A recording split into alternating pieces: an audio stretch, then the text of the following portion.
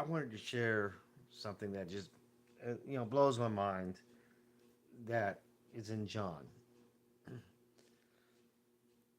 It's John chapter 6, verse 70. I need to change that description. I think I put verse 30. Misread it. But anyways, here's what it says.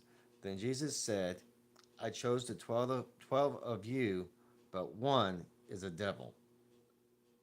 He was speaking of Judas, son of Simon Iscariot, one of the 12, who would later betray him. So what's mind blowing to me about this is that Jesus already knew that Judas was going to betray him, that Judas was going to be possessed by Satan to give him up to the Pharisees, which would lead to his trial, conviction, and crucifixion. But Jesus still chose him to be one of his 12 apostles so that he could learn from him the truth. And maybe, I don't know, maybe it's Jesus' way of letting Satan know that no matter what, I'm going to be victorious over you. Jesus had that much confidence in the Father and what he was doing for mankind.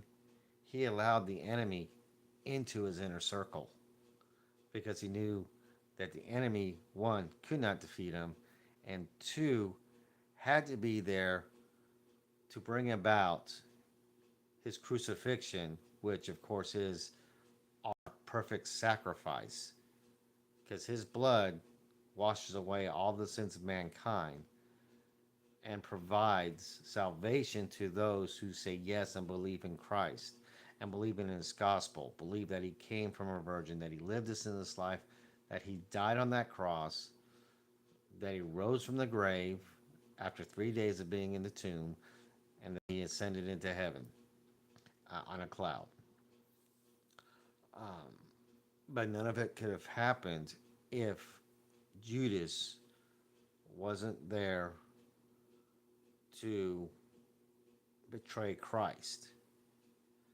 Um, Now, I don't know about anybody else, but me, if I knew somebody was going to do something bad to me like that, I would probably try to keep them as far away from me as possible. But Jesus didn't do that. Jesus brought them in to his inner circle. The 12, the ones that were with him day and night. Um, it's just an amazing picture of who Christ was. That he indeed is the Son of God because he is all knowing. I mean, look how many times that he has perceived what the Pharisees were thinking, or even other people. Um, or like he knew that the woman at the well had more than one husband. Um, Christ knew all these things because Christ is God's Son. And since God is all knowing, Christ is all knowing. And Christ knew who Judas was, what he was there to do, and that he was going to be possessed by Satan to accomplish what Satan thought was going to be his end all, game all victory, which of course it wasn't. It was the direct opposite.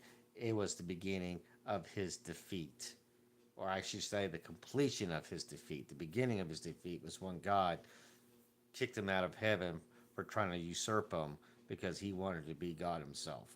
Um, but anyways, just a little interesting fact,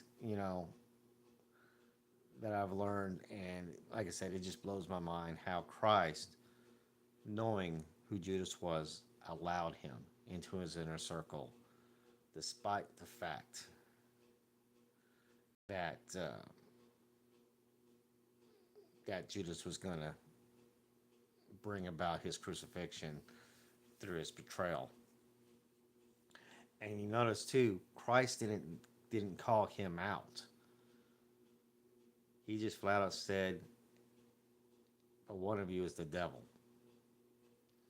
Um, and at that point, nobody really asked Christ who it was. They may not have understood what he was talking about, because nobody asked the question, "Who is it?" until Christ himself had said that one of you will betray me this night. Then their eyes opened up and they were trying to figure out who was the one that's going to betray him, when Judas all along had already known that he was going to do it because he had already taken the silver from the Pharisees to do it that very night. But anyways, just a just an interesting fact that blows my mind that I just had to share this morning. So with that, I love you guys. You have a blessed day, and we'll see you tomorrow. Bye.